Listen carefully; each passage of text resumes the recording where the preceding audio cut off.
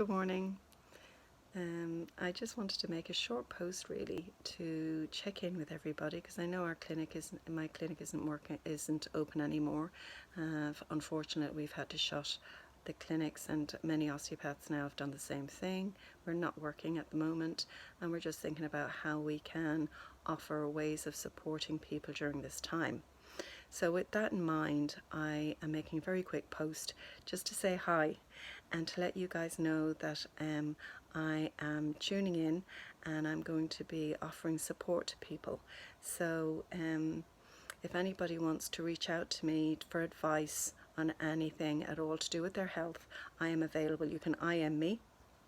I'm going to be making little appointments for people online by FaceTiming, Skype, WhatsApp.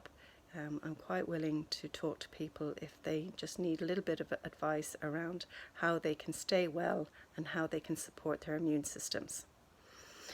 So with that in mind, I've just thought I'd quickly post 5 actions for supporting your health and boosting your immune system. Now, I'm not going to be talking too much about supplements. I know there's a lot of talk out there about taking different kinds of supplements to enhance your health, and I'm not really going to talk a little too much about that. I mean, personally, I am taking some supplements. I'm taking some vitamin C and zinc and vitamin D, and that's about it. I know that there's so many more out there, and as a practitioner, my job is about how to support health naturally, and so that's what we're going to focus on really today. So I'm going to give you 5 actions on how you can support your health and boost your immune system today, and they're all ones that you know already. I'm just repeating what we all know, but I'm just going to make some little points about each of them. And if anybody has any questions that they want to ask me about any of the points I'm making today, as I said, you can IM me or get in touch. I'd be very happy to talk to you. Okay, so here we go. First one is diet. Now, diet is really important. I mean, we all hear the expression, you are what you eat, right? So if we are eating healthily, then our body is going to be healthy. That is a given. One of the things that can happen when we're stressed and when we're bored is that we'll go for the cakes and we'll go for the biscuits and we'll go for the chocolate. Now, I've done that myself. I'm guilty of it. Mother's Day it's just gone, and I have to say I did indulge. But one of the things we can do is moderate. Moderate. I know that it can be hard to kick the habit of going for a biscuit or a piece of cake, but I think we need to look at ways to find alternatives in order to make sure that we're eating well and we're eating healthy. So please bear in mind that if you eat healthy, your body will benefit, and your body will feel the benefit of it in lots of ways. For example, if we lay off the alcohol, our livers will be in a much healthier state.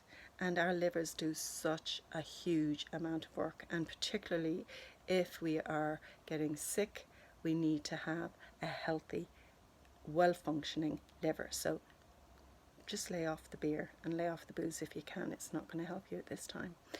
Exercise is also important. Exercise is a relative thing for everybody, because some people are much more able to move than others. So keep it simple. All you have to do is like a 10-minute or 15-minute walk a couple of times a day if you're up to it. One of the things I will say actually is that there are some people, and I've seen it myself when I was going out walking, are really going hard at it. Now, that's fine if you have a level of fitness that is able to deal with that, but we do not want to push our immune systems too hard. So keep your exercise at a level that is going to make sure you're exercising your heart but not putting you under stress. All right, so no marathons for people who are not marathon runners, basically. Just keep it simple. I'm doing some yoga in the morning as a daily practice now, and also walking, and that's the extent of it for me. I don't intend to push myself any harder than that. That's enough to get my heart rate going. So for anybody who is of average fitness, that's enough. You know, a couple of walks during the day and maybe an extra bit of, dancing around the kitchen or yoga stretches. It's good enough. Now, the next thing I want to talk about is rest.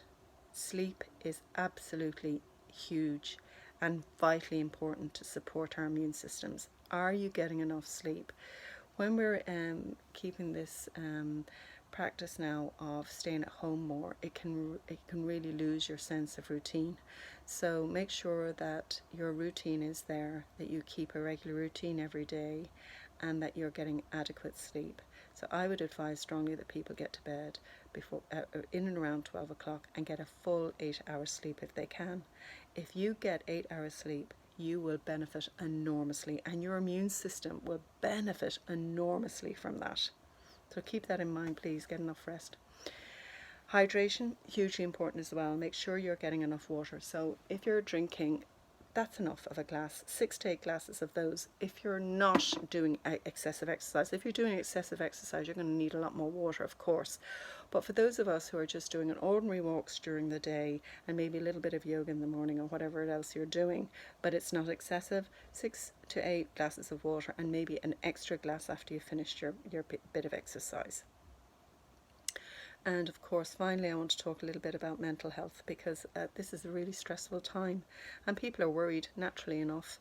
We've got loved ones who may be vulnerable, and we all share our concerns around the well-being of those that we care about who might be a bit more vulnerable than others. And also about how we're going to cope if the virus hits us personally. So one of the things that I would really advise you to do is have a practice where you stop and check in on yourself a few times during the day. How am I feeling? Am I worried? Am I feeling anxious? What can I do to take care of myself if I'm feeling activated? And what do I mean by when I say activated? I mean if you're feeling tense, if you feel like you've got tension around your head, if your shoulders feel tense, if your stomach feels tense, if you're feeling just generally uncomfortable, chances are you're feeling a bit stressed and activated. So it's important that we just check that and slow ourselves down. And simple ways of doing that can be just to take a slower breath, just to slow our breath down a little bit more. Maybe just focus on a loved one, focus on someone we care about, focus on an activity that makes us feel good about ourselves, that makes us feel healthy, that makes us feel strong, that makes us feel well. Just linking into something that's going to make us feel a little bit more comfortable in ourselves, doing something positive and nurturing during the day. That can be a walk, it can be a bath, it can be lighting a candle and sitting in silence with yourself. Whatever it is, just to take care of yourself. So if you can just keep in mind those 5 actions for health, that would be good. So that's diet, exercise, rest, hydration, and taking care of your mental health. 5 actions for health: diet, exercise, rest, hydrate, take care of your mental health. And if anybody has any questions about any of those things, please get in touch. IM me. I'm available.